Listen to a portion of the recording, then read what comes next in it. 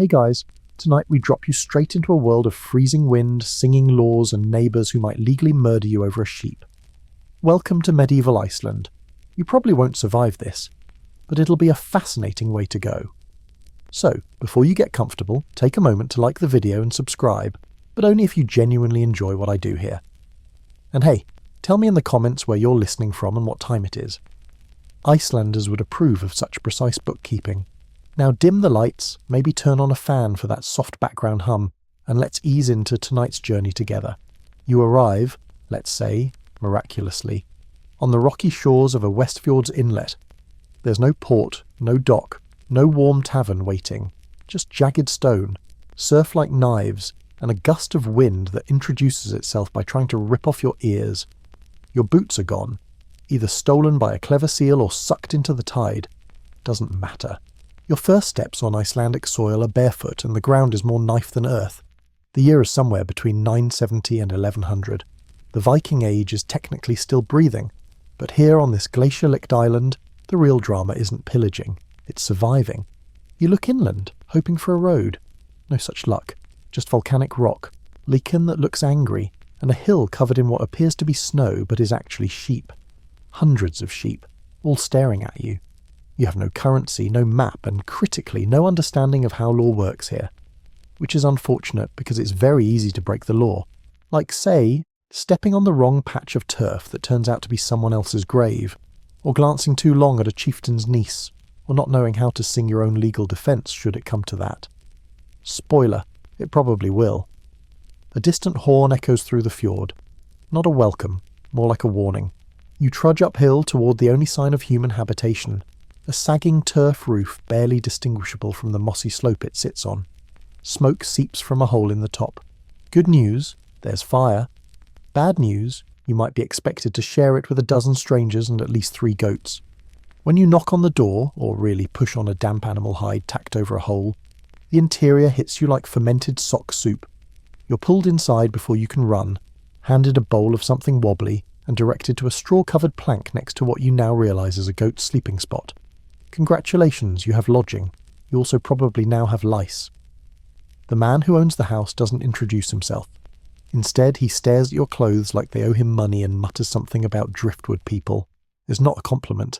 Historians still argue whether stranded foreigners were seen as blessings from the sea gods, or burdens to be quietly married off, or murdered, depending on the season. At least it's warm. The fire pit in the centre of the longhouse smokes freely, filling the space with choking warmth. You lie back on your plank, trying not to breathe too deeply, and listen to the household breathe around you. One person coughs in their sleep. A child whimpers. Somewhere, someone is sharpening a knife. Maybe it's for food prep, maybe it's not. Your host, let's call him Thorgrimur because everyone here is named either that or Björn, offers you a boiled egg. It's surprising. Where did the egg come from? You don't see chickens. You don't see anything that looks like it could reliably produce an egg. You eat it anyway. The texture suggests it spent some time buried in volcanic ash, a local delicacy. Before sleep claims you, though it will and not gently, you spot something hanging above the hearth. It's a carved wooden board with runes etched along its frame. Decorative? No, that's lore, not a book, not a scroll, just a hunk of wood with enough shorthand to remind the household who can kill who, when, and for what. In case things get awkward over the last piece of dried fish. The Icelandic Althing, the world's oldest surviving parliament, technically rules the land, but it only meets once a year and it's 3 fjords away. Until then, you're at the mercy of the household, and they're at the mercy of whoever they owe favours to, and they're at the mercy of the weather, which, by the look of the clouds, just realised it forgot to hail today. You curl up beside the goat, hoping it doesn't snore. It does, loudly. Your breath condenses in front of you, even under furs. Somewhere in the distance wolves howl. Or are those trolls? Fringe scholars insist some of the Icelandic troll sightings were just really grumpy hermits with frostbite. Hard to say. Your eyelids droop. You'll need rest. Tomorrow you're expected to help with haying, or fishing, or possibly fighting off a neighbour who thinks your presence means the household now owes him sheep. Whatever it is, it will involve sharp objects, confusing laws, and the ever-present, ever-hungry cold. Sleep tight, if you can. The goat wakes you before the sun does, not that the sun ever really rises.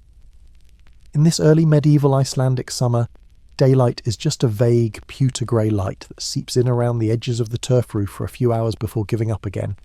You sit up, neck stiff, mouth dry, and skin itchy in places you'd rather not scratch publicly.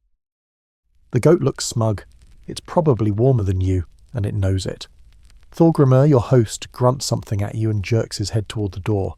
Time to go outside. Your job this morning? Herding. More specifically, helping lead sheep uphill so they can eat moss for 9 minutes before wandering back down and forgetting everything they've learned. It's a very competitive form of memory loss. Outside, the wind greets you like an ex who hasn't moved on.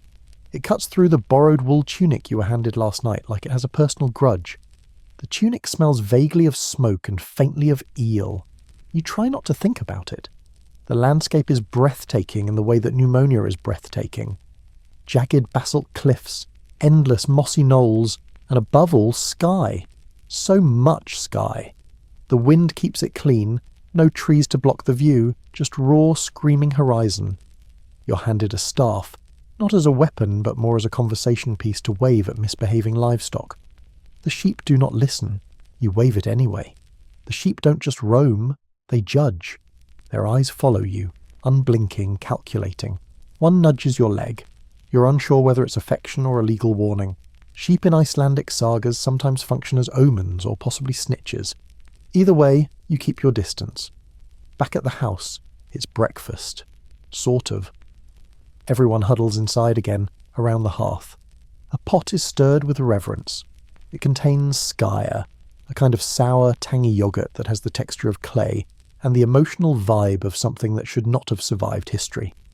It's served with cold fish, not freshly caught, just cold. Probably last week's, maybe last year's. It depends on how generous the lava cave storage was being. You eat because you must.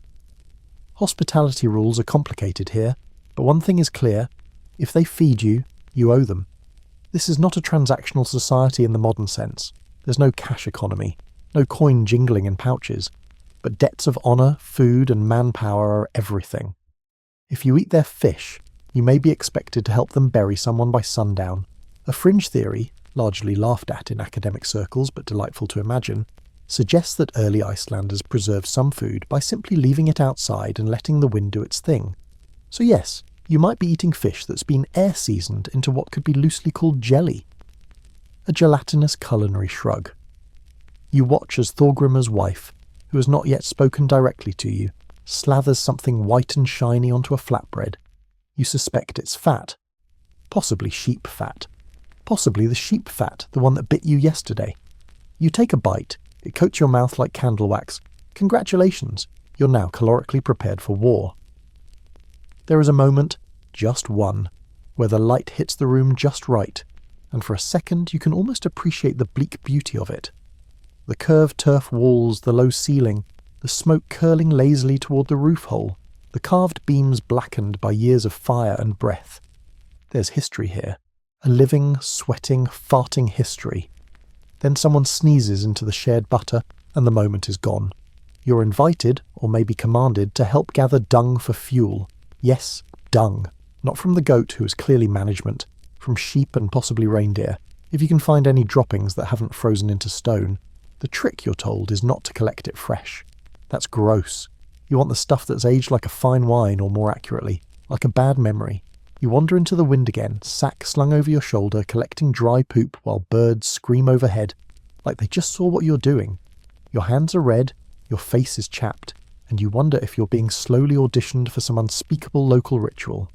Historically, Icelanders did rely on dried animal dung, known as torf, as their primary heating fuel, especially during the long winters. Wood was too rare, and driftwood too valuable to burn. It's said some families pass down good poop collection turf like land inheritance. This is our ancestral dung spot, you imagine someone saying with pride. You laugh to yourself. You're clearly becoming acclimated, or delirious. You return to the house, where everyone nods as you present your humble sack of waste. There's a moment of mild approval, maybe even acceptance. You're no longer a complete outsider. You're just mostly one. Then, without warning, a guest arrives. Another local, shoulders dusted in frost dragging a sled of dried fish and news. Greetings are exchanged with firm grips and longer than comfortable eye contact. The conversation is fast and your Icelandic is non-existent. But you catch a few words: feud, thing, and witness. Your host turns to you, eyes narrowed. He points to you, then to himself, then gestures a walking motion. You're going somewhere. Somewhere far. Somewhere legal. You try to protest, but no one listens. The goat sneezes on your cloak. And that's the closest thing to a blessing you're going to get today. So now you're walking. Because of course you are. In Iceland, everything important involves walking somewhere, usually over wet rocks through ankle-deep snow, or across plains so flat and wide you start to question your place in the universe. Also, there are no horses available for you. Those are for actual Icelanders, and yours would probably just roll its eyes and collapse anyway. The path you're on is less trail and more suggestion. It's a meandering, half-frozen line between distant boulders and wind-flattened moss. Thorgrimr strides ahead like he's part rock himself, muttering occasionally about needing to reach the next farmstead before the fog swallows the valley. You suspect he's only talking to you 40% of the time. The rest might be for the trolls. By now your borrowed shoes are soaked, the wind never stops, and hunger, that loyal companion, taps gently at your ribs again. You'd give anything for a warm meal, or even a tepid one, when Thorgrimr stops and hands you something wrapped in a bit of skin. It's your travel lunch. You unwrap it. It's a pale, jiggling cube of fish jelly. You knew it was coming, but still, the sheer bounce of it is offensive. You poke it with a finger, it shivers. You eat it anyway. You've entered the phase of Icelandic survival where dignity is just extra weight. The jelly, known as susada fiska, or soured fish, was a real preservation technique used during this time. The fish would be allowed to ferment slightly, a process that could take weeks or months depending on weather and luck. The result? A sour, chewy, not quite dead snack that could technically be called food. Historians still argue whether this fermentation was a culinary choice or a grim necessity. Some claim it adds flavour. Others believe it's just what happens when your winter lasts 8 months and you lose track of expiration dates. After hours of hiking, your knees stiffen and your thoughts spiral. You start imagining the rocks whispering old sagas, or maybe that's just your brain inventing company. Thorgrimr hasn't spoken since you passed a pile of stones he insisted you walk around, not over. Sacred burial mound? Possibly. Or maybe he just doesn't like people touching his favourite rock. At long last, a cluster of turf houses appears in the distance. Smoke rises, goats wander, and people move in and out of low doorways with practised weariness. Thorgrimr marches straight into the largest structure without knocking. You follow, ducking through a hide flap, and instantly hit a wall of smells. Sour milk, damp wool, and something burnt. You're ushered to a bench and handed a wooden bowl of gruel. It tastes like sadness and barley. There's a drizzle of something sour on top. Maybe milk, maybe not. You nod politely as everyone pretends you don't exist. The elder of the household is a sharp-eyed woman with weathered hands and a cloak that suggests some form of status. She's not interested in pleasantries. She wants news, and quickly. Thorgrimr speaks in sharp bursts, and your name comes up once. You brace. But instead of being thrown out, you're given a blanket, a good one, possibly made from dog hair, possibly still partially a dog. Turns out Thorgrimr has invoked your role as witness. Yes, congratulations. You're now part of someone else's legal drama, and there's no backing out. The Icelandic legal system at the time was oral, communal, and frequently terrifying. If someone claimed you saw something, you'd better remember exactly what it was, or you might end up guilty by accident. See, the Althingi, or Althing, meets only once a year, but in the meantime, local disputes simmer in a thick stew of accusations, honour and social debt. Witnesses are everything. If no one sings your version of the law in public, then your story might as well not exist.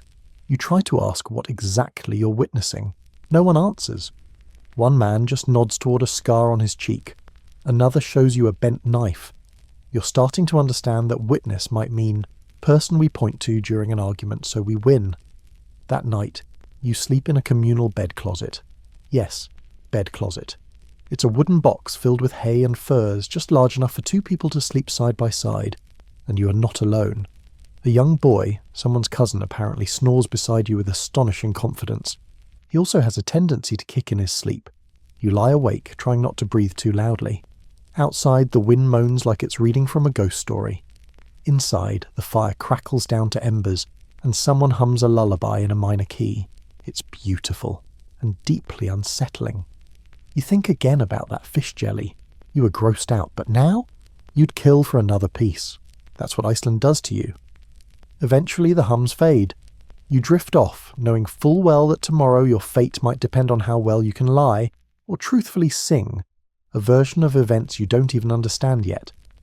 Dawn, or at least its ghost, seeps into the cracks of the turf house like a hesitant guest. You're shaken awake not by a person, but by a particularly loud fart from the boy in your bed closet. He blinks at you once, yawns like a walrus, and rolls over with the soft, wheezing sigh of someone who's eaten too much dried fish. You're pulled from the box before your thoughts fully assemble. Thorgrimr is already dressed, sword at his hip. That's new. He mutters something sharp and points to your cloak. Time to move again. The legal pilgrimage continues, but before you go, there's breakfast. Breakfast in medieval Iceland is not something to look forward to. It's something to endure. You're handed a small wooden cup filled with what appears to be beige soup. It smells vaguely of bones and seawater. It's called blodgrøtur, a kind of blood porridge. Yes, blood. Often sheep. Occasionally something less defined. You hesitate. Someone watches. You drink. It's warm, salty and metallic, like sipping regret from a cup. But it fills your belly. That's what matters. You're starting to understand Icelandic cuisine isn't about flavour. It's about survival with a pinch of spite. You step outside and immediately feel the bite of the wind. It's not angry today, just indifferent. A blanket of cloud flattens the sky. The path to Thingvellir begins. You've heard the name whispered, the Althing. The place where law is spoken, shouted, sometimes fought over, and occasionally ends in someone being outlawed or beheaded. Good times. The journey is long, days long. You trudge over frozen ridges, past sulphur-scorched earth, and steaming vents that hiss like annoyed dragons. The air smells like eggs and ambition. Thorgrimr says little, but occasionally points out landmarks. That's where Thorbjorn was thrown into a ravine. Or hey, don't drink from that stream, cursed goats drowned there. He might be joking, he might not. One evening, you and a group of fellow travellers camp near a lava field. They build a fire with dried dung, pass around flasks of bitter brennivin, and begin to recite sagas. This is how news spreads here, as poetry, myth, and half-memory. One man speaks of a neighbour who stole a cow and tried to rename it. Another claims to have seen a sea spirit take the form of a man who couldn't blink. Then someone asks you for a story. Panic. You scramble through what you know, and end up recounting a twisted version of Beowulf replacing the monster with a very aggressive goat. They love it. Someone toasts to the goat of the fjord, and you realise you might be creating folklore in real time. Historians still argue whether travelling Icelanders embellished their stories as performance or necessity. Some say the line between saga and lie was purposefully blurred. Survival often depended on how well you could entertain or persuade. The next day, the terrain shifts. The valleys grow wider, the rocks slick with mist, and then you see it. Thingvellir. The plain stretches out like a natural amphitheatre, a rift between continents literally visible in the Earth's jagged seam. Here, the Norse settlers gathered annually from as early as 930 AD to hold their great assembly. No buildings, no permanent structures, just tents, turf shelters, and a raised outcrop called the Law Rock, Lugberg. That's where it happens. That's where law's spoken. Not read, not referenced, sung. You're swept up in a crowd of shaggy men and sharp-eyed women. Everyone wears layers of wool, leather and bone decorated with beads or carvings that whisper family lineages. Some arrive with disputes to settle, others come just to watch. It's politics, festival and legal battle all in one. At the centre of it all the law speaker stands. His voice cuts through the wind like a dagger through sealskin. He recites, from memory, the laws of the land, portions of them, each year, over a span of 3 summers. It's rhythmic, rehearsed, and strangely beautiful. You don't understand the words, but the cadence grips you. This is not a court. It's a performance. The law speaker is both judge and bard. If he forgets a law, it might as well not exist. Scholars still debate how much improvisation snuck in over the years, and whether laws were lost, invented, or bent through the sheer force of a good voice. Around the law rock, disputes unfold. Witnesses shout, accusations fly. A goat is brought forward as evidence in a land claim. Someone challenges a verdict, and the murmurs rise like bees. Thorgrimr steps forward. Your heart pounds. He begins to speak, fast, intense, pointing, referencing names you don't know. You catch your own name once, twice, then everyone turns to you. It's your moment. You step up to the circle, pulse hammering in your ears. The translator whispers, "Just say what you saw."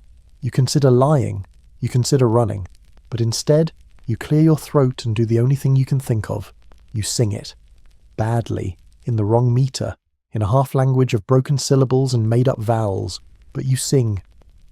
The crowd goes silent, then someone snorts, another laughs, then Thorgrimr laughs, loud and long. The tension breaks. You've embarrassed yourself, yes, but you've also amused them. That's worth more than truth in some circles. The judgment is rendered. No one dies today. That's a win. That night, under an open sky blanketed with stars, you sit by a fire sipping sour whey, listening to the echoes of justice as sung by men in animal skins. You're starting to think, maybe you'll survive this after all, until someone mentions the next trial. And your name? Again. The next morning your legs feel like they've been chewed by a troll and then politely handed back. Your mouth tastes like goat fur. You roll over, nestled under a borrowed fur cloak, only to be greeted by Thorgrimr's boot nudging your ribs. Not gently. He doesn't speak, just points. There's another trial, and apparently you're now the go-to witness for things you barely understand. You want to protest. You want to say, "I'm just a driftwood person, remember? I came here barefoot and half frozen and accidentally ate part of a sheep that might have been cursed." But Icelandic society doesn't run on fairness. It runs on honour, memory and obligation. You're part of the legal chain now, like it or not. Today's case is louder, tenser. Two men are arguing over a hillside. One claims his great-grandfather died on it, which makes it holy. The other says the same man died somewhere else entirely, and that this land is for grazing, not ghosts. Their voices clash like axes. You're called up. Not because you were there, obviously, but because someone saw you talking to someone else last night, who allegedly said something, which now qualifies you as a semi-relevant authority. That's Icelandic jurisprudence for you. It's part gossip, part opera, and part cold endurance test. You don't even try to sing this time. You speak slowly, clearly, praying that your borrowed Icelandic phrases are coherent. They must be, because no one throws anything. Someone grunts in approval. The law speaker raises a hand and the matter is not settled, just delayed, until more witnesses can be rounded up, possibly next year. You step down, heartbeat in your throat, and just barely avoid stepping in something that used to be part of a seal. Someone claps you on the back. You're not sure if it's congratulations or a warning. The rest of the day at Thingvellir is a blur. You walk among people from all corners of the island, if 3 fjords and a death march count as corners. The atmosphere is part marketplace, part legal circus. Children chase each other with sticks. Women sell wool cloaks dyed with lichens and iron shavings. A man performs sleight-of-hand tricks with carved bone and a disturbingly toothy smile. Someone tries to sell you a dried puffin on a string. You almost buy it. That evening, you sit with a group of traders near a bubbling hot spring. They tell you about the time a chieftain challenged another to a swimming duel in a glacier-fed river. The winner got both the honour and the other man's wife. The loser got a fever and died a week later. Historians still argue whether the swimming duel tradition was widespread, or just a very dramatic footnote in 2 sagas that couldn't agree on anything. Either way, you don't plan to go near any rivers without a will. You realise something strange as you listen to the stories. There are no jails. You haven't seen a single prison. That's because, in medieval Iceland, there were none. Justice was enforced through exile, fines, or revenge. If you were declared full outlaw, you were stripped of all legal protections. Anyone could kill you, and no one would be punished for it. If you were lesser outlawed, you had 3 years to leave the country. If you returned early, people were encouraged to hunt you like a particularly annoying seal. One man near the fire gestures across the plain to a cliff face. That's where Thorstein fell, or was pushed, depends who you ask. You peer into the darkness. The shadows are long and sharp. No one seems eager to get up and check. The fire dies down. People begin to drift into their shelters, tents made from ships, hide-covered huts, even a few dugouts built right into the slope.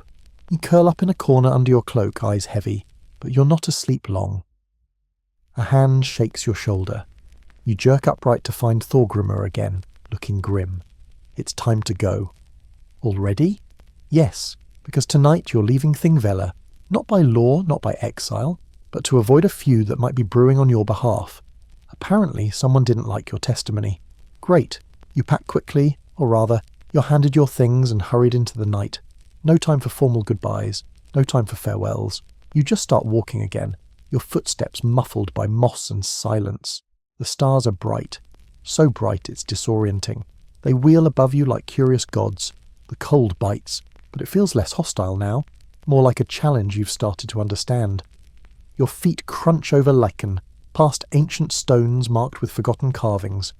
You wonder how many stories were buried out here, how many outlaws tried to survive the fjords, how many simply vanished into the moss. Thorgrimr finally speaks. Don't go back to that valley, he says flatly. You'll find your name traded like rope. You nod. You don't plan to. He smiles slightly. You sing badly, but not the worst. You chuckle, then cough. The air is razor thin. Far in the distance, wolves howl, or possibly someone reenacting a saga very enthusiastically. Either way, you press on deeper into the Icelandic night, halfway a witness, halfway a fugitive, and entirely unsure if you're surviving, or just becoming someone else's folk tale. You're still walking. It's been hours, maybe days. Time is a slippery eel out here.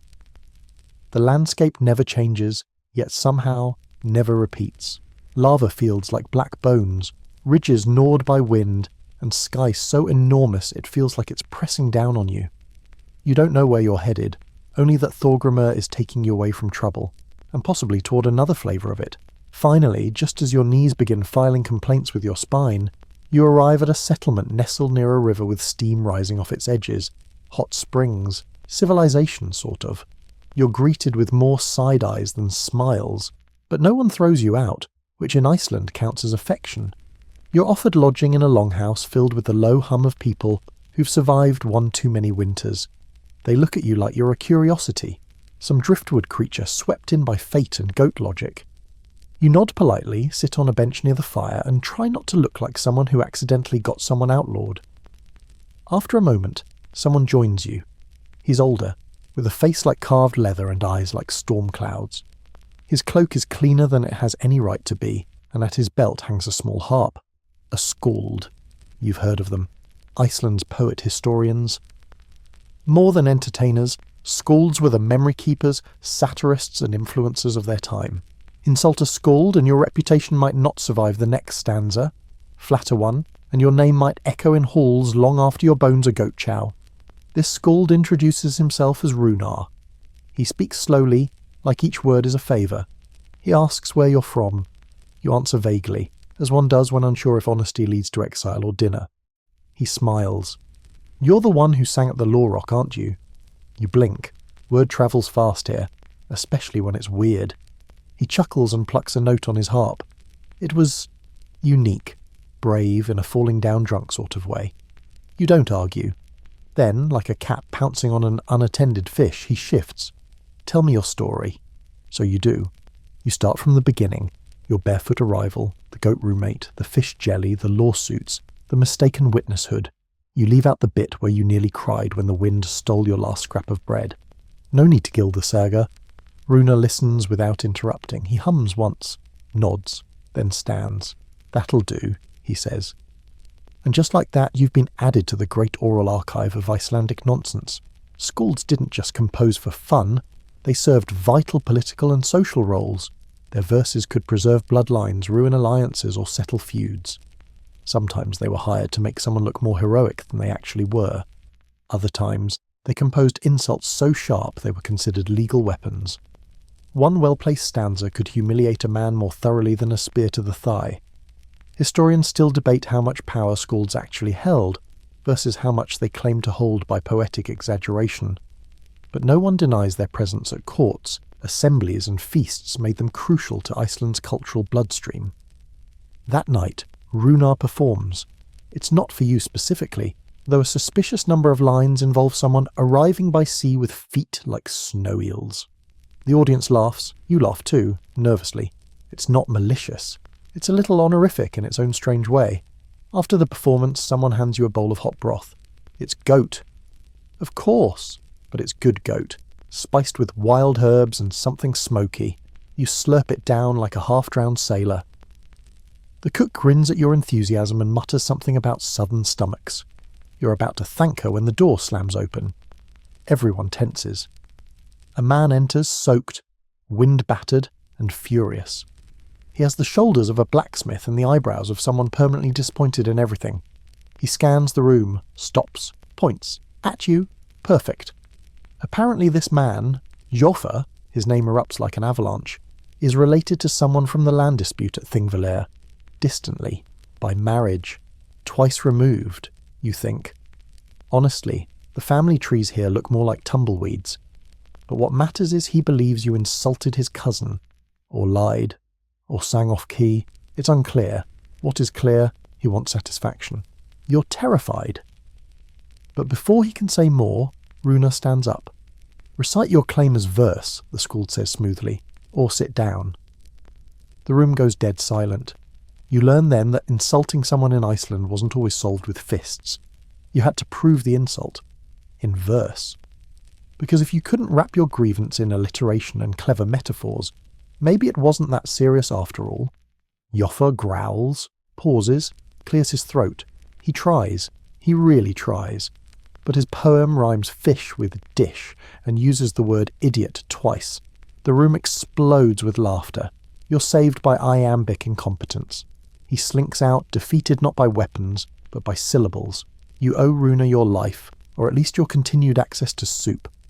The night ends with drinking and more stories. You're starting to understand this place in a strange frostbitten way. Honour matters, but not just the sword-swinging kind, the poetic kind, the remembered kind. And just before you drift to sleep under another fur blanket, you wonder, what's your saga becoming? Morning doesn't greet you. It sneaks in. A low, colourless light seeps through a crack in the turf wall, turning the room a shade of foggy mushroom. You open your eyes and immediately regret it. Your breath fogs the air in front of your face. You're still wrapped in your fur blanket, now stiff with dew. Someone's foot is pressing against your back. You think it's intentional. You groan, stretch, and nearly elbow the young boy from earlier, who now seems to be following you like a barnacle with teeth. He grins. You sigh. You're becoming part of a household. You step outside and it hits you again, the sound, or lack thereof. Winter may not be at its peak yet, but it's crouching nearby, watching. The wind has gone quiet, which is never good. The silence feels waiting. Icelandic silence isn't peaceful. It's the kind of quiet that dares you to forget how dangerous everything is. Snow begins to fall. Light at first, like tiny whispers, but it's enough to trigger a full-scale panic among the farmstead. People begin hauling items indoors. Tools, hay, small livestock. You help drag in bundles of dried grass and a truly grumpy chicken. The goat enters uninvited and claims your bed corner again. Thorgrimr doesn't smile, but he grunts in a way that suggests appreciation. He points to the roof and makes a gesture you interpret, correctly it turns out, as get up there before it caves in. So you do. You climb up onto the turf roof, which is spongy, half-frozen and stubbornly alive. You begin brushing off snow and packing moss around the edges, trying not to fall into the dwelling like a human meteor. As you work, you begin to understand why these homes are built this way. Turf is an insulator. It holds heat and keeps out wind better than wood. Stone is rare, timber even rarer. So turf it is. Layers of soil and grass stacked like lasagna and full of worms. You also understand why nobody wants to be stuck in one for too long. Because now it's storming. Within the hour, snow blots out everything. The sky, the path, even the goat's smug little face. Visibility drops to nothing. Everyone huddles inside, bundled in wool, pretending the wind isn't whistling like it knows your name. This is the beginning of Icelandic winter. It's not the cold that gets you, though the cold is formidable. It's the dark, the way it creeps in and never quite leaves. By December, daylight dwindles to just a few hours of blue gloom. Your circadian rhythm? Absolutely destroyed. Time is a suggestion. Morning, noon, and night blend into one long soup of shadow and wind. In the longhouse, people pass the time by mending clothes, sharpening knives and reciting sagas. You listen. You even try telling your own again. Yes, the goat saga. They remember it. One man now insists he met the goat in a dream. You're unsure if he's serious. One night, an old woman tells a lullaby to the children. It's beautiful, slow, sung in minor tones with a melody that makes your hair stand on end. You think it's a comfort song. It's not. It's a ghost story, cleverly disguised as a lullaby, about a woman who starved in a snowstorm and now watches children from the rafters, waiting for silence. You glance upward. The shadows twitch. You pull your furs closer.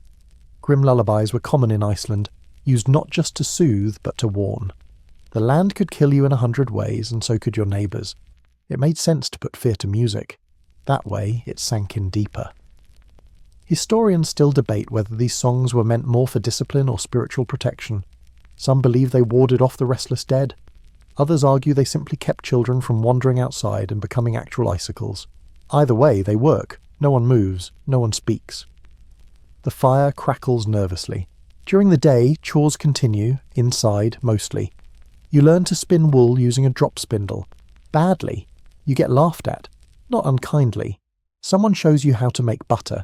It takes hours. You churn until your arms ache, then churn some more. The result is a lumpy paste that tastes like raw effort. The young boy offers you some of his dried berries. You thank him. He shrugs and says, "They're not poisoned." You're still unsure if that's Icelandic humour or a genuine heads-up. Food becomes routine. Always some variation of preserved fish, dried lamb, or dairy that's been aged into what can only be described as a dare. You do miss bread, but there's barely enough grain for mush, let alone loaves. Occasionally, someone roasts a root vegetable, and it's such an event the entire household applauds. One day, someone announces they've caught a seal. You don't ask how, you just help drag it in. The skinning is swift, the smell is unforgettable, the blubber is boiled. You're told to eat quickly. It congeals if you wait too long. It's oily, rubbery, and weirdly filling. You take seconds. You also take a nap because apparently seal blubber is nature's sleeping pill. But the dreams it brings? Not great. You wake up convinced the woman from the lullaby is sitting on your chest. The goat, of course, is just chewing calmly nearby. Outside, the wind shifts. It starts howling again. Loud, eerie, like a warning played on a broken flute. Someone mutters, "The dead don't like storms." Someone else replies, "No, it's just the living who get noisy when they're scared." You lie back down, cover your ears, and hum to yourself. The song is out of tune. But at least it's yours. The wind is quieter today, but only in that ominous, gathering its strength sort of way. You wake to the smell of something cooking, something that smells halfway decent. Hope flickers. You sit up, blankets sliding to the floor, and shuffle toward the hearth with the grace of a frostbitten crab. What greets you is perplexing. A bubbling pot, thick steam rising, a smell of salt, smoke, and something faintly rubbery. You peek inside. Ah, there it is. Seal blubber, again. Only this time, it's being simmered with seaweed and something called stone moss, which, you're told, has a good bite. You're also told, gravely, not to chew it too long, or you'll hallucinate your own ancestors. You believe them. Welcome to Icelandic cuisine. Version, survival mode. Meals here aren't about enjoyment, they're about endurance. The seal blubber you're offered is gelatinous, warm and slick with fat. It jiggles mockingly as you spoon it into your mouth. You chew once, twice, then swallow before your brain can object. A local woman eyes you approvingly. "You didn't cry," she says. "Progress." Iceland's medieval diet was rich in fats and proteins, but nearly void of what modern people would call joy. Preservation methods ruled all. Salting, drying, fermenting, and occasionally burying were common. You learn that one delicacy involves lamb buried for months in volcanic sand until it achieves the flavour of damp leather and existential dread. A fringe theory, one not entirely discredited, suggests some Icelanders developed a fondness for the fermented taste itself, associating it with strength and ancestral pride. In other words, if it doesn't make your eyes water and your soul leave your body briefly, it's not authentic. After breakfast, you help prepare dinner, or rather, you help not ruin it. You fetch snowmelt, you gather moss, you learn how to boil meat without letting it disintegrate into something that looks like a cursed jellyfish. Thorgrimr gives you a rare compliment. You're slightly less useless. You tear up a little, possibly from the smoke, possibly from emotion. The rest of the day is spent maintaining tools, sharpening knives, mending fishing nets, fixing a cracked cooking pot with wire and patience. You realise life here is a relentless cycle of preservation, preparation, and waiting. Always waiting. You're starting to think that the only thing Icelandic people fear more than winter is running out of seal. As you scrub a fish skin sack near the hearth, the young boy from before plops down beside you and offers a hunk of something brown and crumbly. "Eat," he says. You eye it. "What is it?" "Boiled cow knee," he replies casually. You eat it. It's not the worst thing you've tasted. That title still belongs to the fermented skate they let you sniff yesterday, an experience akin to being punched in the soul by ammonia. Later, you help prepare a dried seabird stew. This involves pounding the leathery meat with a rock, soaking it in hot water, and chanting slightly. You ask about the chant. Tradition, they say. You don't question it. Icelanders often relied on birds like puffins and guillemot to supplement their diet. The meat, once dried, could last for years, if you kept it dry and if the dog didn't get to it first.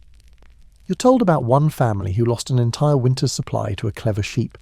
No one likes to talk about what happened to the sheep. As night falls, and night is now a loose concept, you're invited to sit by the fire again. Someone opens a bag of dried berries and fish skin. You chew quietly, listening as Runar, the skald, tells the tale of a woman who tricked death by cooking it dinner. Her stew was so bad, death left early. No one laughs. But someone adds, "That's why we boil the blubber slowly." You nod sagely, like you know what that means. Then a man across the hearth begins to hum. Another joins in. Soon the room vibrates with low harmonic voices weaving a melody that sounds ancient, sorrowful, and strangely nourishing. There are no instruments, just voices, rough and rich like aged wood. They sing of mountains, of loss, of winter. You hum along, even if you don't know the words. You're learning to feel the rhythms, not just of the songs but of the people. Later, as you prepare to sleep, someone gifts you a sliver of dried whale meat, an enormous sign of trust. You nod thanks, trying not to grimace as you chew it. It tastes like smoked regret and sea. But it's warm, you're full, and for once, not shivering. As you lie down beside the goat again, who has now taken to sleeping on your legs, you hear the wind shifting outside. It whistles around the edges of the longhouse like a forgotten tune. You wonder what's next, and you hope it doesn't involve seal. You're starting to settle into a rhythm, if you can call it that. Wake up, eat something vaguely edible, avoid offending anyone with your terrible Icelandic, and try not to get frostbite from going to the latrine. The goat is now entirely confident in its claim on your sleeping space, and frankly, you've given up trying to fight it. Sharing with livestock isn't just tolerated here, it's survival. But tonight, things feel different. The air is heavier, the fire burns lower, and people are quiet. Not the content, full belly kind of quiet, the listening kind. Someone near the hearth tosses a bone into the flames and mutters something that sounds like a prayer, or a warning. Runa looks up from his harp. "Tonight," he says softly, "the veil's thin." You raise an eyebrow. "The what now?" He explains. "It's Draugr season. Ghosts. Of course. In medieval Iceland, the line between the living and the dead was never particularly firm. Ancestors stayed close, sometimes too close. A door creaking in the wind could be a restless spirit. A sheep wandering off a cliff might be a message. That weird dream you had about drowning in barley? Definitely your great-uncle trying to tell you to pay your debts. You're told that in winter, especially during long stretches of darkness, the dead grow. Active. Not malevolent necessarily, but testy. And hungry. Not for food, for acknowledgement, for resolution, for revenge. Historians still argue whether Draugr stories were metaphors for unprocessed grief, collective trauma, or just a fun way to keep people from sneaking off at night and falling into lava vents. But here, they're taken seriously. Very seriously. That night, you're assigned to sleep near the hearth, alone. Not because anyone's mad at you, but because there's been activity in the back room. What kind of activity? They won't say, just that a cousin woke up with frostbite and no memory of leaving his bed. that the door was open, and that no one else heard a thing. Perfect. You try to rest, but your ears are on high alert. Every creak, every pop of the firewood, every sigh of the wind sounds like footsteps. You wrap yourself tighter in your furs, staring at the embers, willing the night to pass. At some point, you must drift off, because suddenly you're jolted awake by a sound, low, guttural, dragging. Like someone sliding something heavy across the floorboards. You sit up nothing. Everyone else is still asleep. Even the goat. You creep to the edge of the room and listen.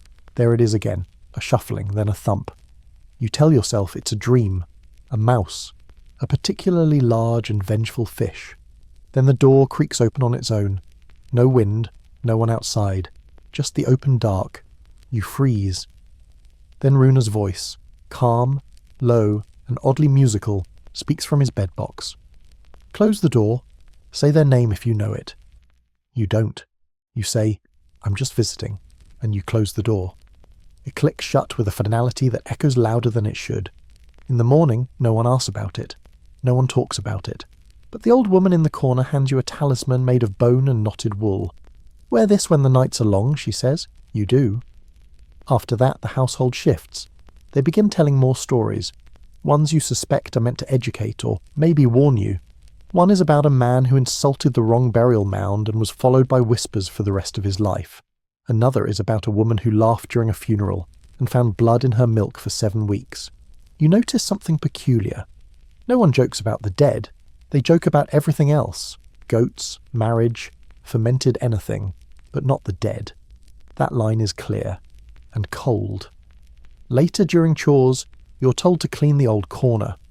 It's a part of the longhouse that's rarely used, dark and slightly sunken. As you sweep it out, you uncover a flat stone carved with runes. You mention it to Thorgrimr. He goes silent. Then he says, that stays there. You cover it back up. You've learned not to ask too many questions when people look like they're remembering a curse. Still, the experience shakes you. You start watching people more closely. How they avoid certain places, how they throw salt over their shoulders, how they whisper before pouring out milk. Icelandic life isn't just physical endurance, it's spiritual navigation. Every act has weight. Every gesture might be for the living or the dead. That night, the singing returns.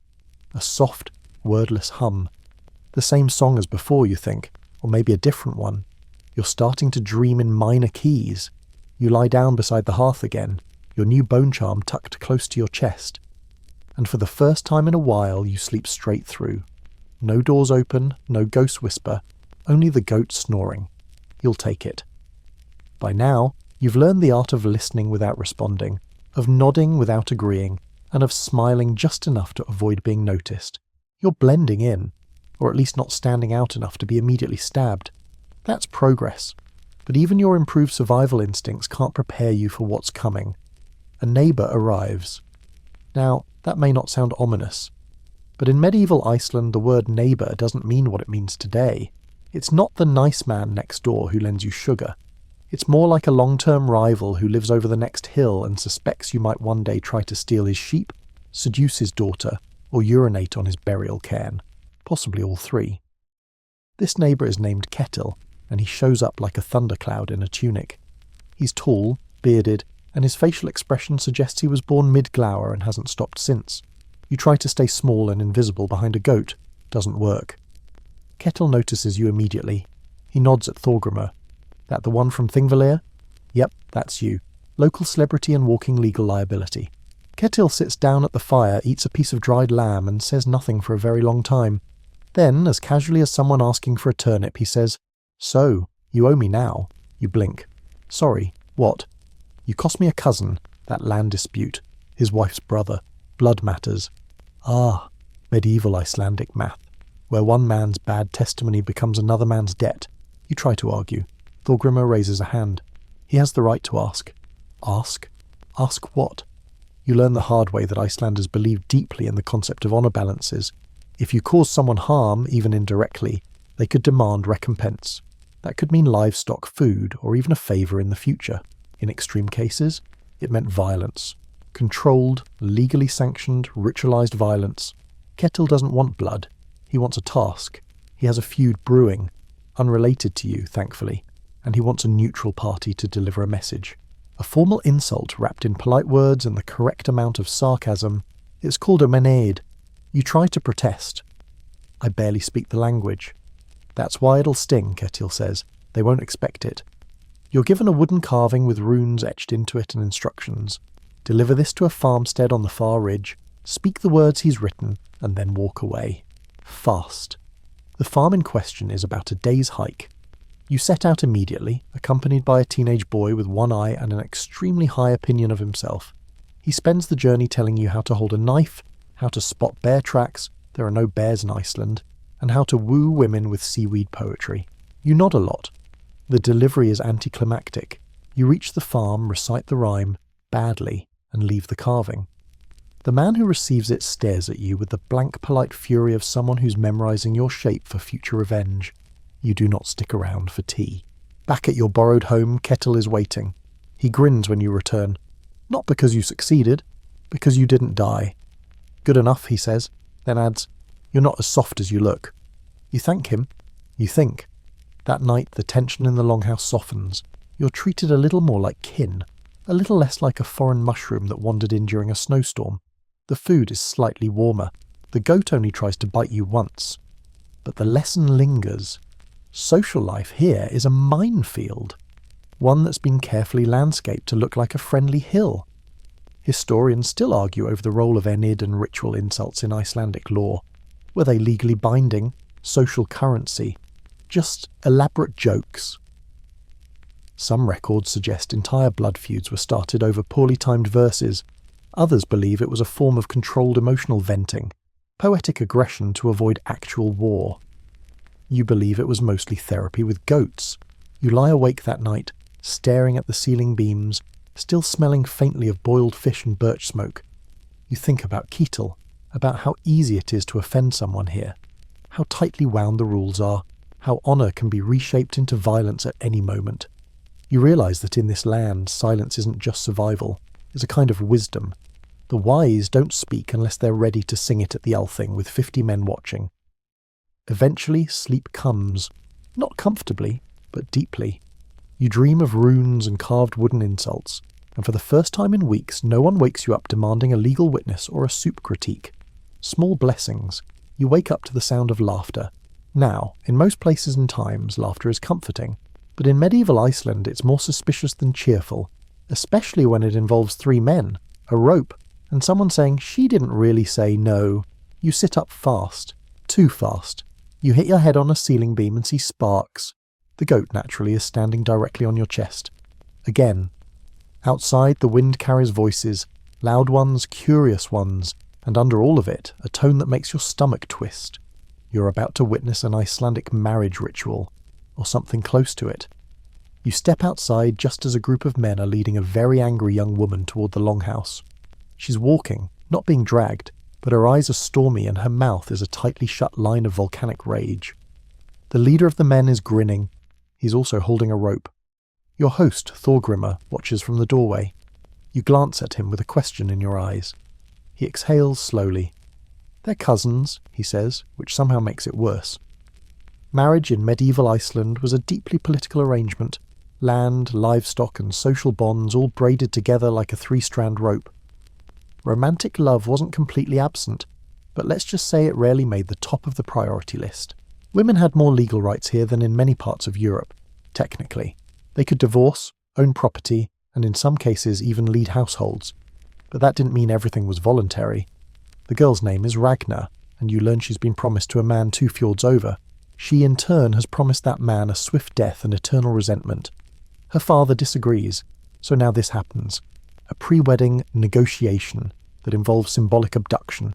It's half ritual, half actual pressure, and 100% awkward to witness. The fringe view, which still makes its way into the occasional university argument, suggests these abductions weren't always aggressive, that they allowed for a display of resistance as a social performance, that the woman's struggle preserved her honour, and the man's pursuit proved his devotion.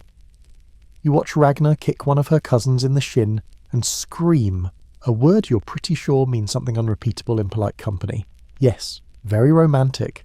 Still, the family insists, it's not a real kidnapping, it's just tradition. You're asked to help prepare the feast. Of course.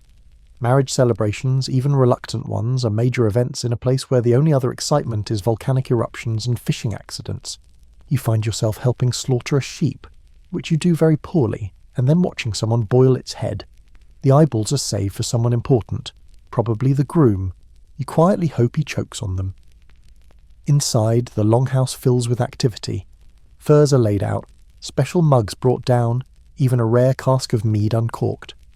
Ragnar sits at the far end of the room, arms crossed, daring anyone to congratulate her. No one does. Wisely. You help chop root vegetables and are rewarded with a rare treat. Bread. Real bread. Flat but warm, and spread with thick salty butter. It's amazing. You eat it like it's your last meal. It might be. Runa the Scald is there naturally. He's already composing a marriage verse that you suspect may double as a veiled insult. He glances over at Ragnar and smirks. At least she's not boring, he says. That night the feast is held. The food is passable. The goat is kept outside. The guests are loud. A distant relative tells a story about how his father once married two sisters at the same time, by mistake. No one corrects him. Eventually the groom arrives. He's sweaty, nervous, smiling too much.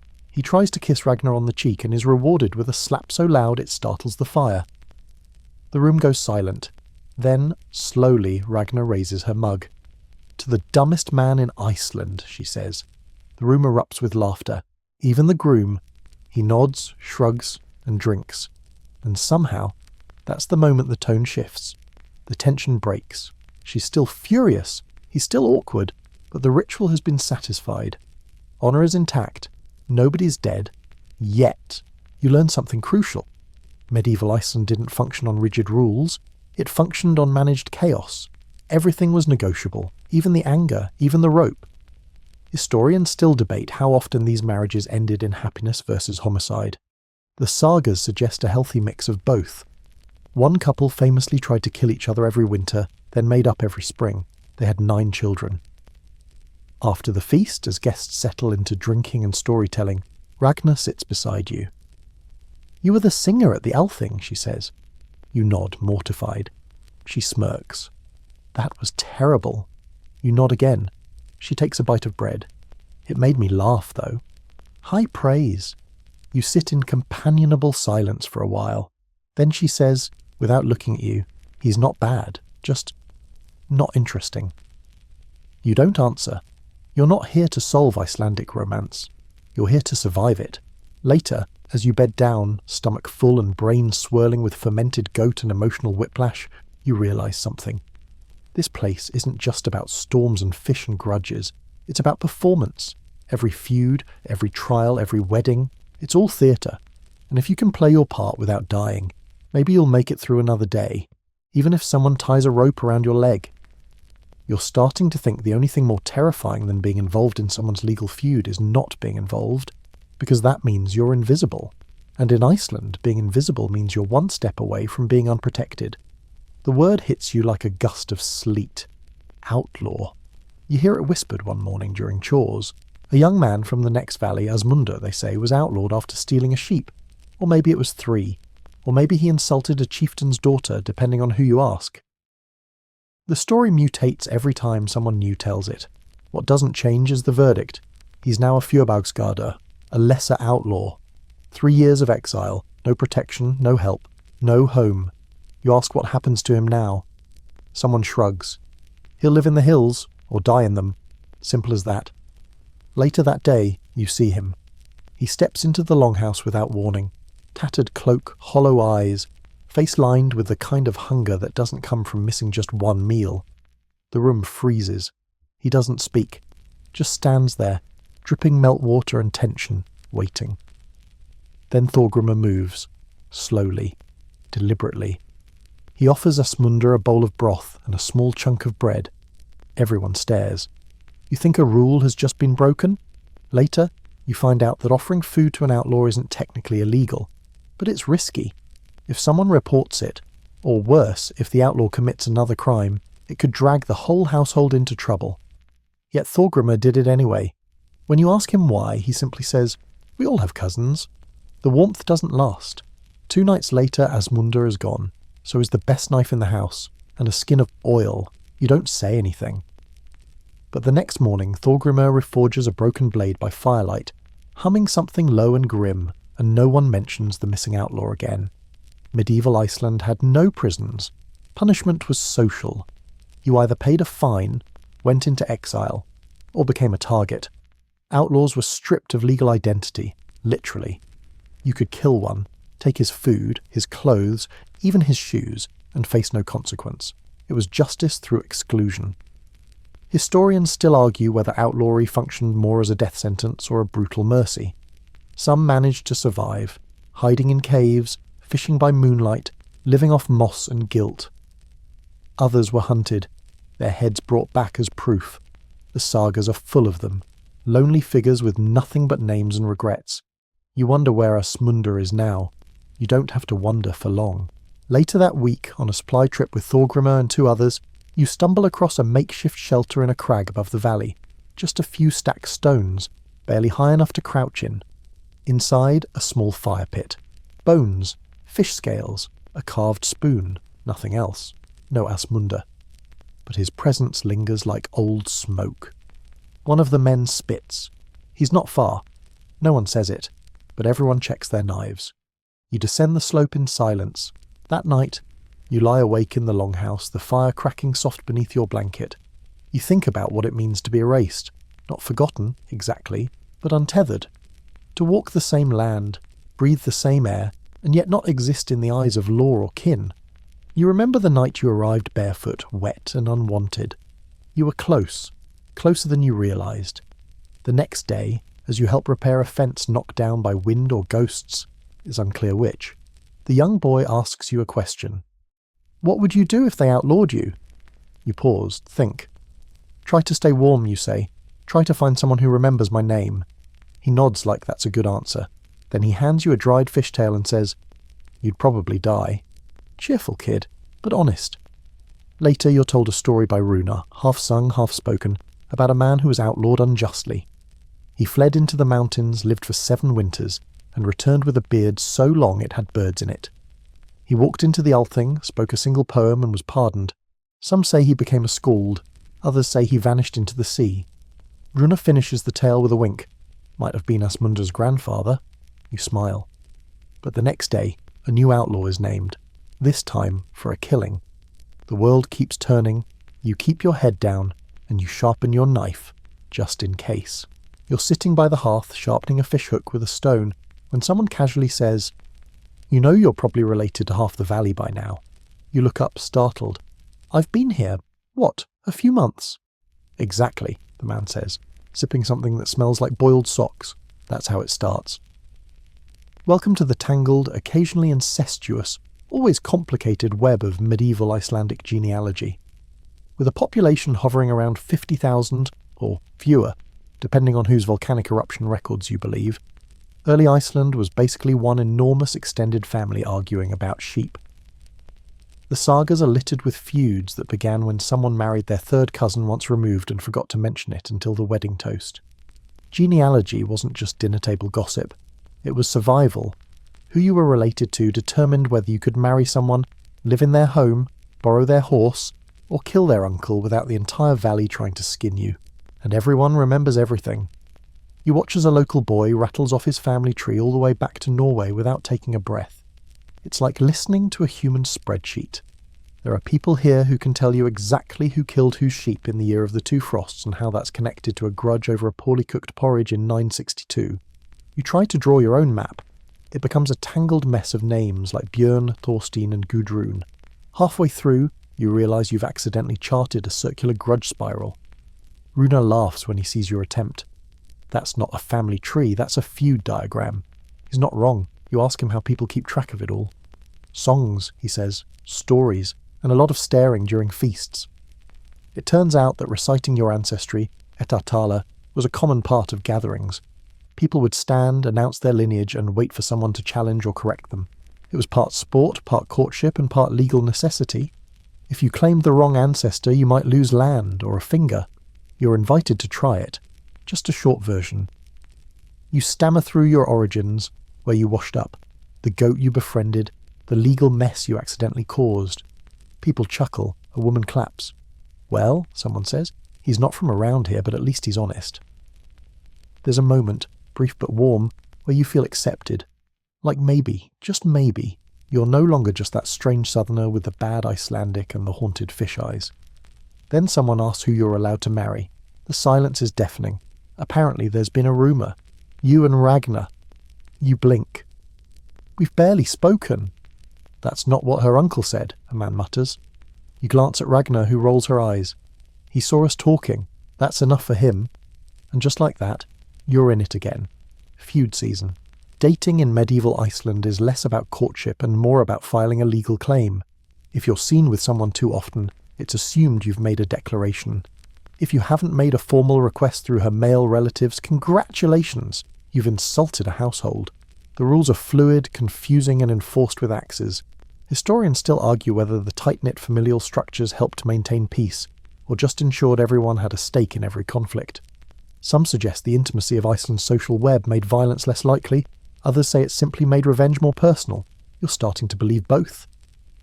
The next few days are tense. You avoid Ragnar. She doesn't seem to mind. But you hear whispers. Someone says they saw you helping her carry firewood. Another says she smiled at your fish stew. It's a soap opera with swords. To calm the waters, Thorgrimur decides it's time for a kinship feast. Everyone gathers. Food is laid out. Salted lamb, preserved fish, sour porridge, and for dessert a kind of yogurt with enough bite to dissolve your tongue.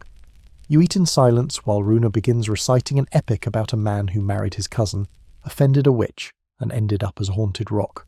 Subtle. Afterward, people begin listing their relatives again. You listen closely, trying to keep track of who hates who owes who, and who might accidentally be your fifth cousin if you squint. Eventually the matter fades. Someone else becomes the centre of scandal. A woman accused of trading wool for love spells. You're forgotten for the moment. Relieved, you help scrub pots and try not to look too grateful. That night, as you lie down beside the hearth, the goat mercifully absent, you think about the weight of memory here. Every interaction, every name, every glance, it sticks. It grows into stories. Sometimes those stories protect you. Sometimes they trap you. You drift off thinking about your own saga, where it's heading, who might still be writing it, and whether it ends with a wedding or a feud. The ground shakes, not a little. Not the gentle rumble of a heavy sheep tripping over a bucket. No, this is the kind of shaking that makes walls creak.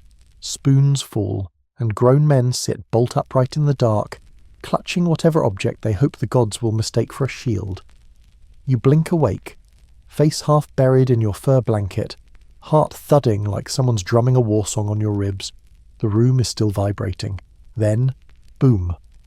The sound rolls through the longhouse like thunder made of gravel. People are up now, someone's shouting. Someone else is already outside. You follow, barefoot through the turf-flapped door straight into a curtain of ash-scented wind. The mountain is glowing. Far off, on the horizon, a dull red smear pulses from a slope you'd hoped was just a hill. But no, it's a volcano, and it's awake. You hear someone mutter, "Hell is hungry." No one corrects them. Welcome to Iceland's other great legal system, geological justice. The land here doesn't just shift, it explodes, burns, cracks, floods, and occasionally burps up enough poison gas to kill your sheep and your in-laws. Volcanic eruptions weren't just disasters, they were narratives, omens, messages from the gods, or punishments for feuds carried too far. Thorgrimur shouts orders, not panic, practice. Everyone here has a plan for this. Buckets are filled, tools are gathered, livestock is corralled.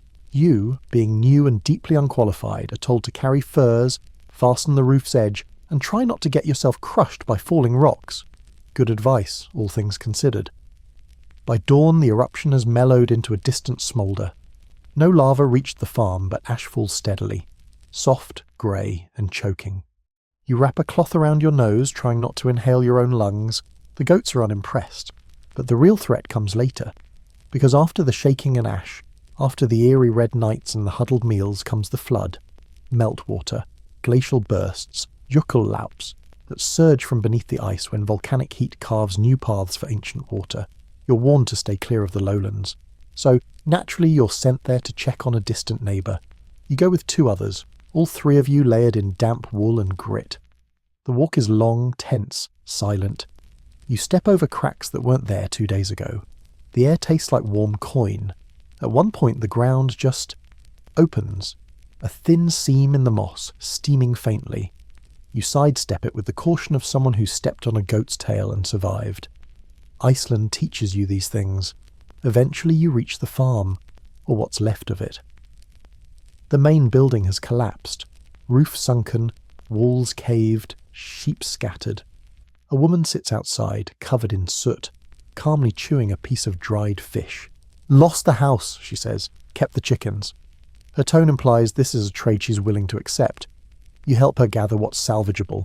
Tools, blankets, a barrel of something sticky and possibly alcoholic. She insists on bringing the chickens.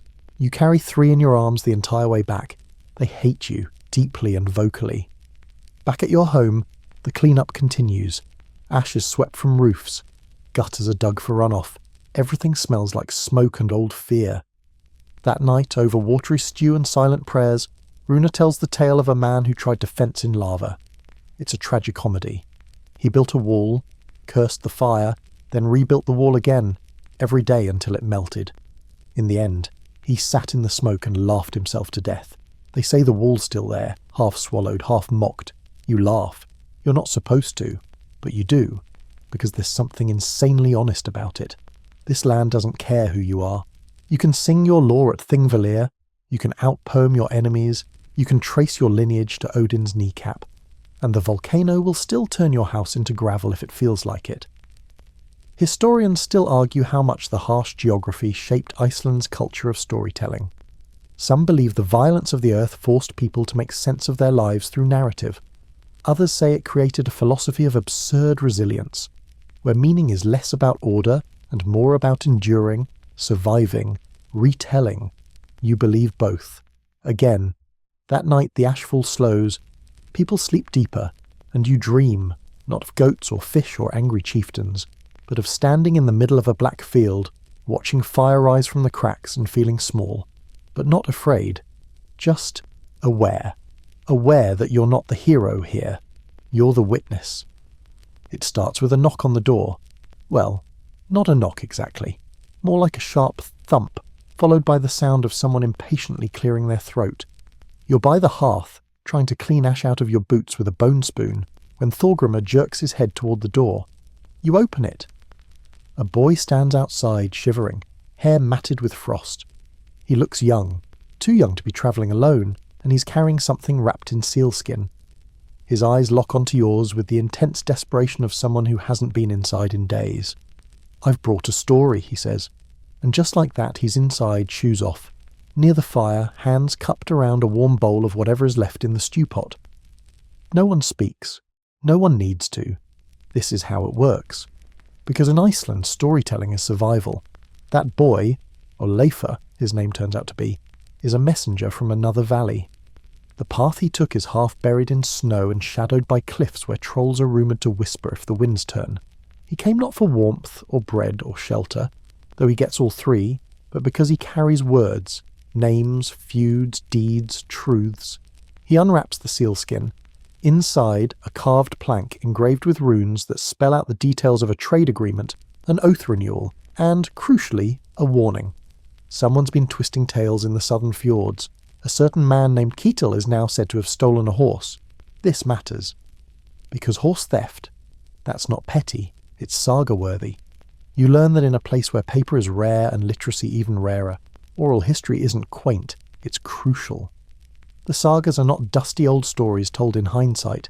They're living things, shared at hearths, remembered by heart, revised by necessity, passed from person to person, like flint, like fire.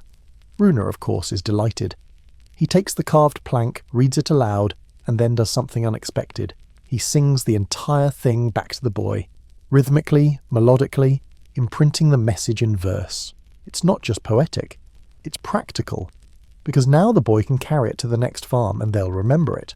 Not because it's written, but because it rhymes, and you, accidental immigrant, honorary goat whisperer, you're asked to do the same. Make it stick, Runa says. You try. You turn the tale into a lopsided song full of strange meter and awkward phrasing. It's terrible. Everyone laughs, even Olefer. But then someone else picks up the rhythm. They fix it, smooth it, add a line, a metaphor, a better insult. And just like that, it's a saga now. Historians still argue whether the Icelandic sagas were composed communally or curated by elite poets. Some say they were fixed texts. Others say they were fluid, living things that change with every retelling. What's certain, the truth was never just about facts. It was about form, memory wrapped in melody. That night, the boy sleeps near the fire. You find yourself watching him, marvelling that someone so small could carry so much. The next morning he leaves early. You send him off with a small chunk of dried cheese and a clumsy verse you hope he forgets. He grins. I'll tell them the southerner sings better than he walks. Fair. Later that day, Runar invites you to help him prepare a new saga. An old one, about a man who cheated at a horse fight and was cursed to sneeze uncontrollably during every legal hearing. It's metaphor, Runar says, deadpan. Probably. You sit beside him for hours listening, repeating, trying to hold the words in your mind like water in cupped hands. It's hard, but strangely comforting. Like stitching your thoughts to something older, stronger, woven into the land itself. Eventually he says, "You'll need your own saga." You laugh. What? The tale of the lost foreigner and the goat? He nods. Why not? Because here, sagas aren't just for heroes, they're for everyone. Even people who sang badly at the Law Rock. Even people who got mistaken for witnesses. Even people who tried to cook seal blubber and accidentally started a feud. You start writing it. Mentally. You include the wind, the snow, the ghost lullabies, the goat, especially the goat. And in doing so, you feel a little less like a visitor, and a little more like a character, a name worth remembering. You're fixing a fence post, again, when it happens. A sheep looks you dead in the eyes. Now, this wouldn't be alarming if it hadn't held that gaze for an uncomfortably long time, like it was evaluating your social standing. Then it bleats in a way that sounds personal. You blink, it blinks back, and you finally admit what you've been quietly suspecting for weeks. The sheep are judging you. You mention this to the young boy. He nods solemnly. They know things, he says. Right. You try to laugh it off, but honestly, he's not wrong. These sheep are unnervingly intelligent. They gather in tight little cliques. They never scatter without a reason. And one of them, an ancient one-horned matriarch named Grima, has started bumping you with her forehead every time you walk past. Not hard. Just enough to say, you're still on probation. In a place like this, livestock isn't just background scenery. It's currency. It's kin. Sheep are the backbone of the economy, the reason people survive winter, the source of meat, milk, wool, and, when they're particularly ornery, entertainment. So of course they have attitudes, and personalities, and, apparently, opinions about you. One day, during a communal shearing, you're given a dull blade and pointed toward the gentlest-looking sheep in the pen. You approach carefully, whisper something soft. It licks your boot, then bolts, dragging you face first through a hay pile and into a fence post. Everyone laughs. Thorgrimr mutters, "It likes you. You're bleeding, a little," but the sheep seems satisfied. Later, as you dab your nose with a moss compress, a surprisingly effective Icelandic remedy, Runar tells you the story of a man who claimed he could understand sheep. He was laughed at, until he predicted a landslide by listening to them refuse to graze. After that, he became known as the Wool Listener, married twice, died of a turnip. You ask if that story is true. Probably, Runar says, but more importantly, it should be. That's how truth works here.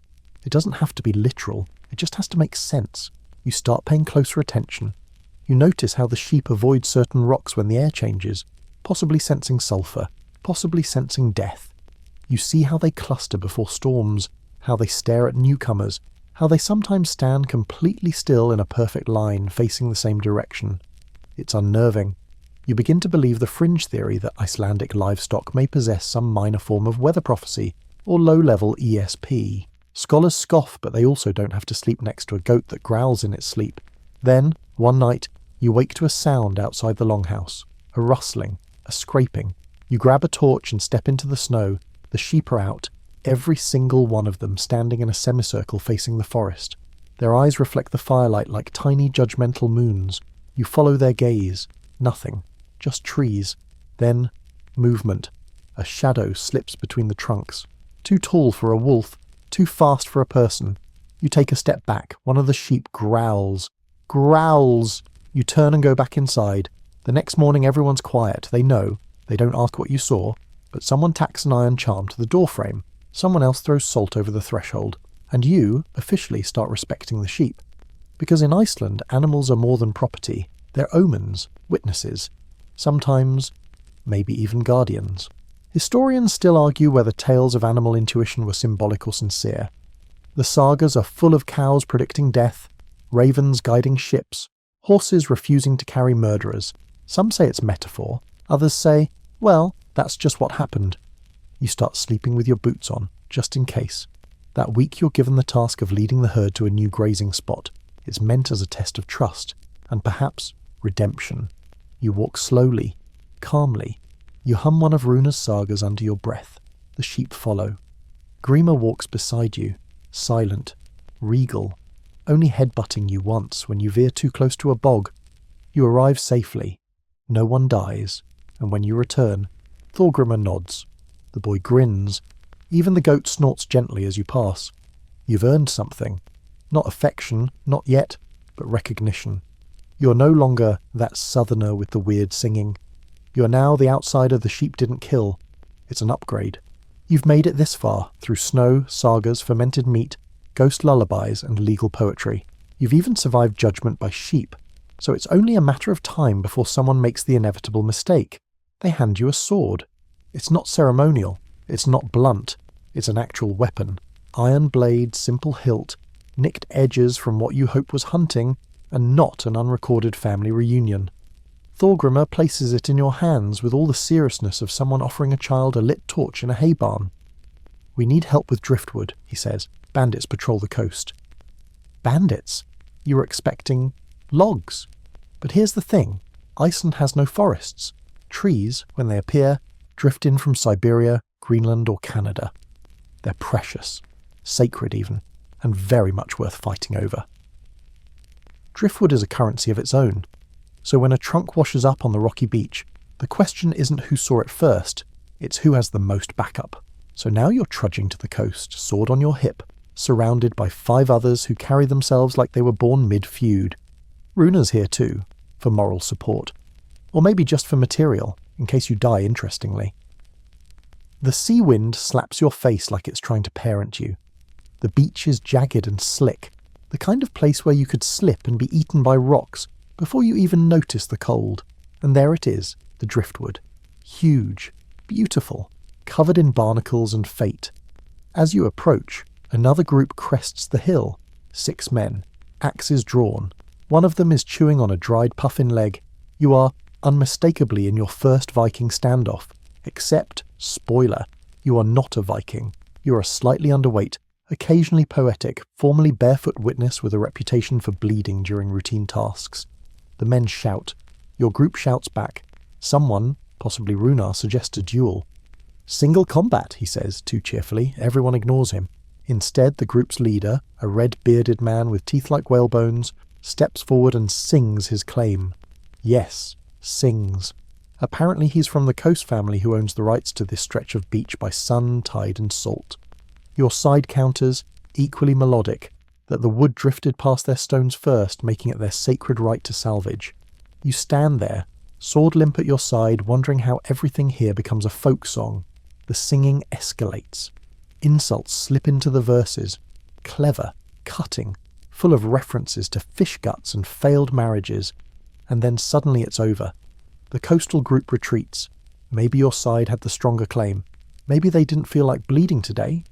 Maybe they just hated your verse. Either way, the wood is yours. The victory is quiet but proud. You help drag the log up the hill, sweating and slipping, occasionally wondering if you just became a war hero by humming slightly off-key. Back at the longhouse, the sword is taken from you, gently like it might shatter. Thorgrimr doesn't comment, but Runa claps you on the back. You're a Viking now, he says. You laugh. But the truth is you've been wondering what that word even means here. Because not everyone's out raiding. Most people, farmers, fishermen, goat negotiators.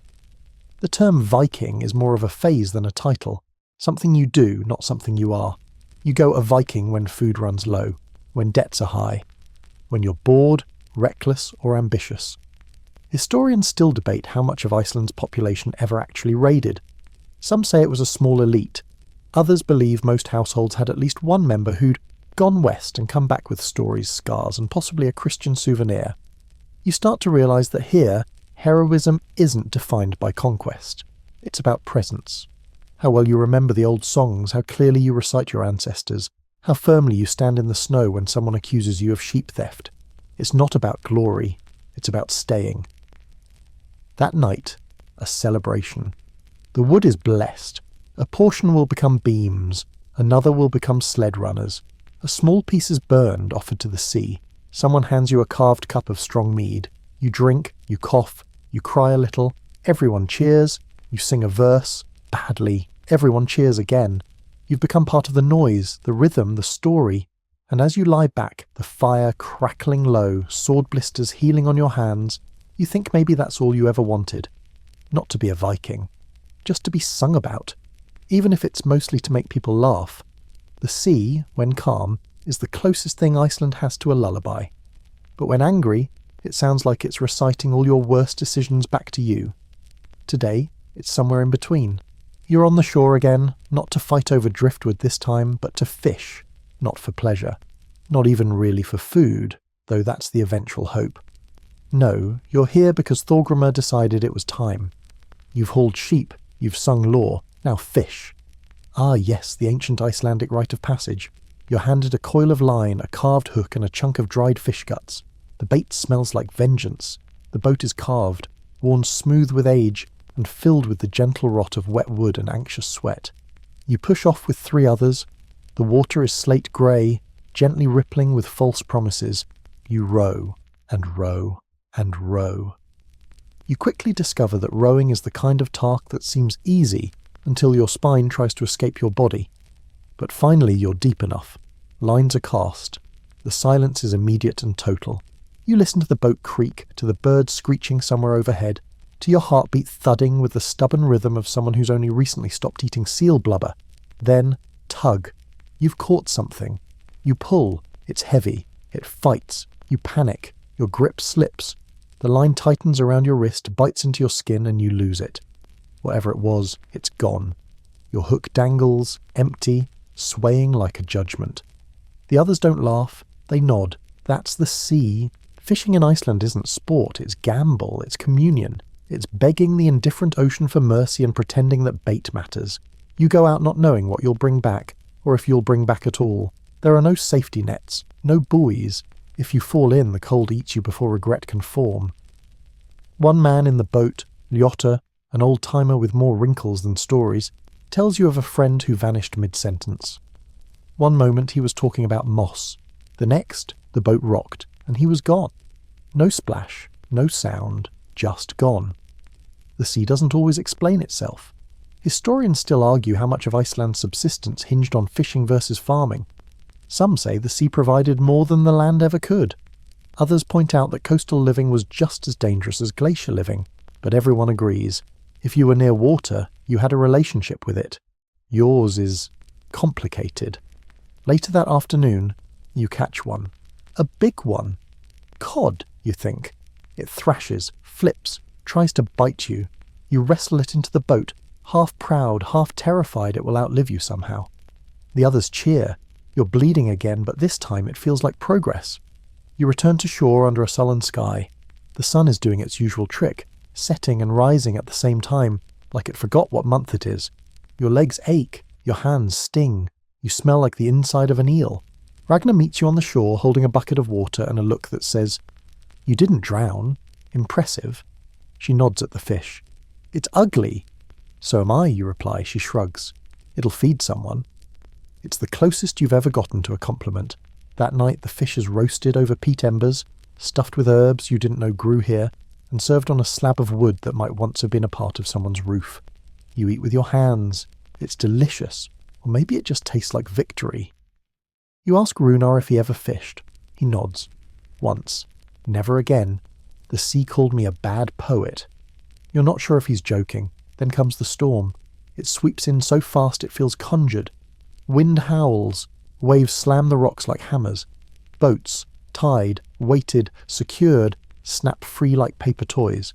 You stand with the others, pulling lines, hammering pegs, praying to any god still accepting mail. One boat vanishes, another crashes. No one cries, they just mark it down. The sea takes, the sea doesn't explain. The next morning you find something washed up.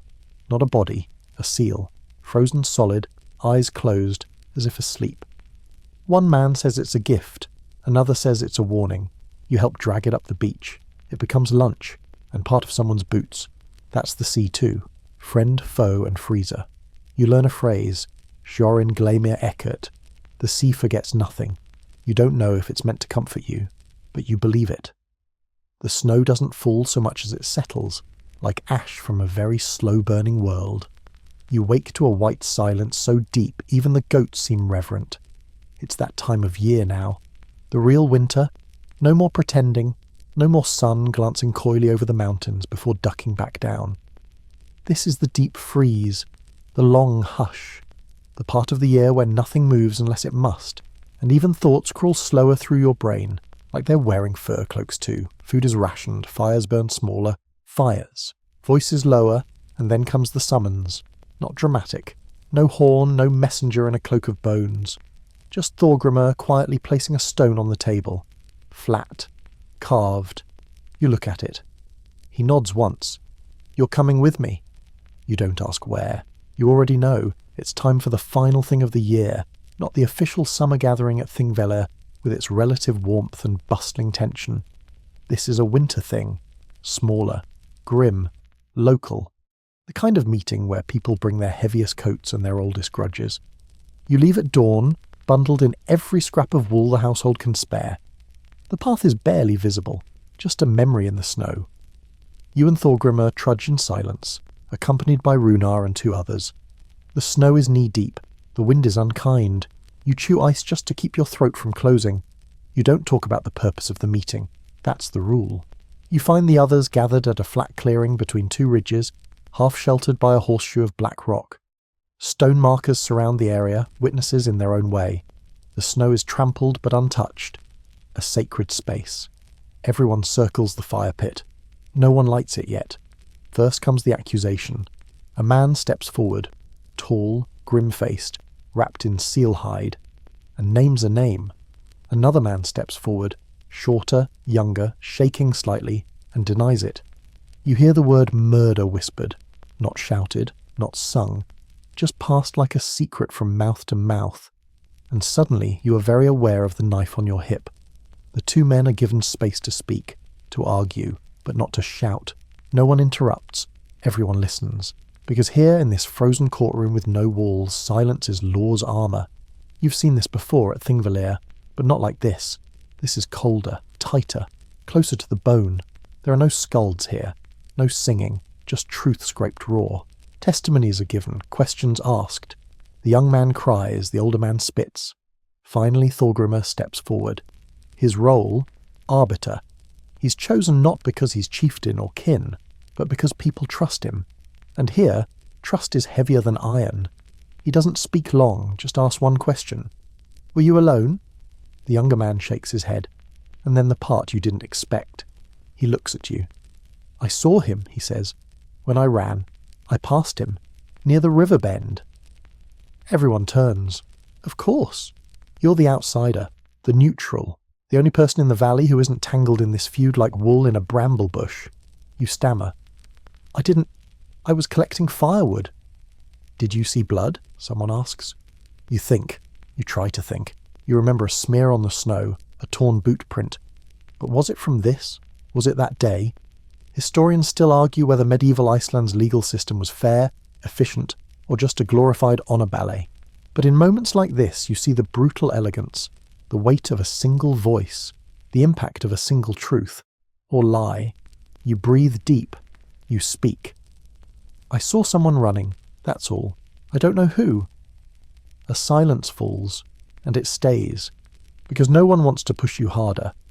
You're the echo chamber, the final voice before judgment. They vote by hand. No stones, no shouting. The young man is found guilty, not of murder, but of cowardice, of fleeing when another man died. He'll pay a fine, work off the debt, live barely. Everyone breathes again. The fire is lit, small, smoking, but warm. It's done. You walk back slower than before. No one speaks, not out of anger, but because winter judgments linger. When you return, the longhouse feels warmer than you left it. The stew tastes richer. The goat doesn't headbutt you for once. Even the sheep seem less judgmental. But that night, as you lie beside the hearth, you dream of snow and blood on it, and the weight of words you didn't say. The wind has changed again. Not the sharp, immediate gusts of a storm, but something slower, heavier, like the air is sighing beneath the weight of everything that has happened. What's been said, eaten, buried, and remembered. You feel it as you step outside into a morning painted in ash-grey light. The snow is beginning to recede. The river has started whispering beneath its crust of ice. The sheep are restless, moving with a purpose that doesn't involve murder stares or minor acts of goat sabotage. Even the longhouse seems to groan differently, like it's easing itself from the winter's long-held breath. Something is ending, and something else is beginning. You're helping to smoke meat today, a task that involves more patience than skill and more endurance than fire.